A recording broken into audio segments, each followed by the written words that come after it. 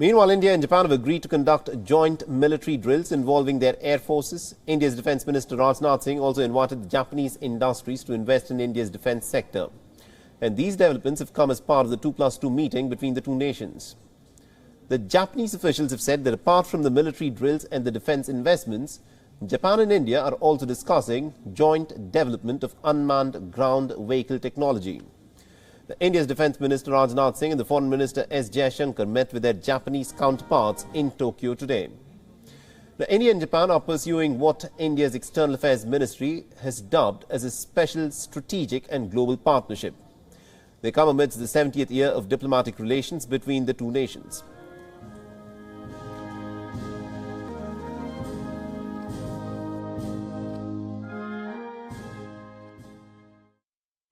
Excellency, we believe that our two countries will have a defining role to play in ensuring peace, security and stability in the Indo-Pacific and in Indian Ocean regions. There is a strong consensus in India on advancing our partnership in all the domains of defense.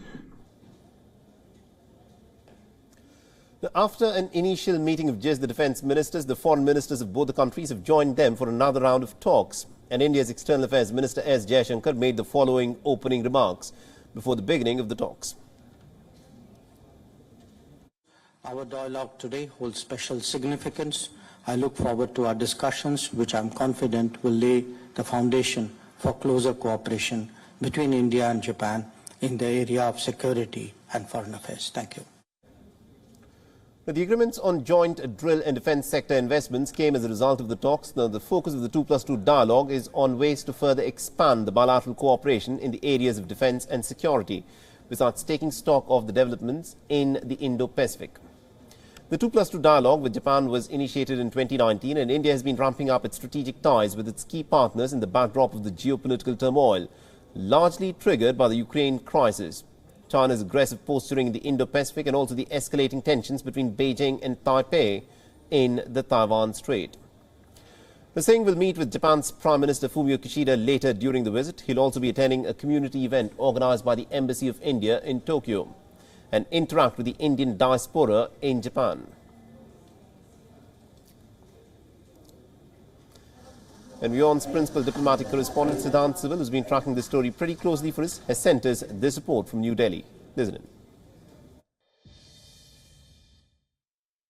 India and Japan today held their 2+2 dialogue between the foreign and the defense ministers, and the key focus was when it comes to free and open Indo-Pacific, something that both the Japanese and Indian side has convergences. There was in fact a bilateral as well between the Japanese and the Indian defense minister, in which the key outcome was the fact that the reciprocal pact on services has been operationalized in the month of March, and secondly on the fact that both sides, the Air Force of India and Japan will hold their inaugural exercises very soon, the fighter exercises, which is a significant milestone in terms of the defense and the strategic relationship between the two countries. But largely, it is the worry over aggressive China that brings together Japan and India. We know that the Japanese defense minister, during the opening statement, the 2+2 pointed out to the fact that the Chinese ballistic missile fell into the exclusive economic zone of Japan during the Taiwan Strait crisis. He also pointed out to worries over North Korea's nuclear plans. But something that, of course, the Indian side did not mention, given the close relationship with Russia, is that the Japanese side made it a point to point out to the Russian invasion of Ukraine, saying that this has a destabilizing impact and is something that basically questions the rules-based international order. Siddhant Sibbal for WION in New Delhi.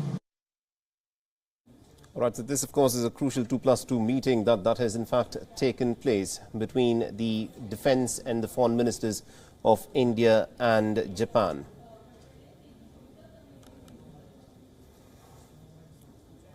And also, India's Defence Minister Rajnath Singh has invited the Japanese industries to come and invest in India's defence sector. And these developments, of course, have come as part of the 2+2 meeting between the two nations.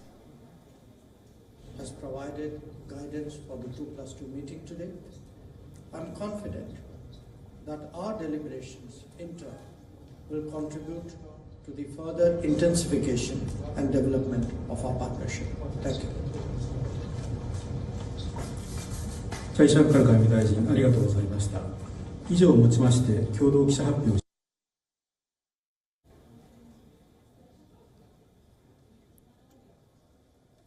WION is now available in your country. Download the app now and get all the news on the move.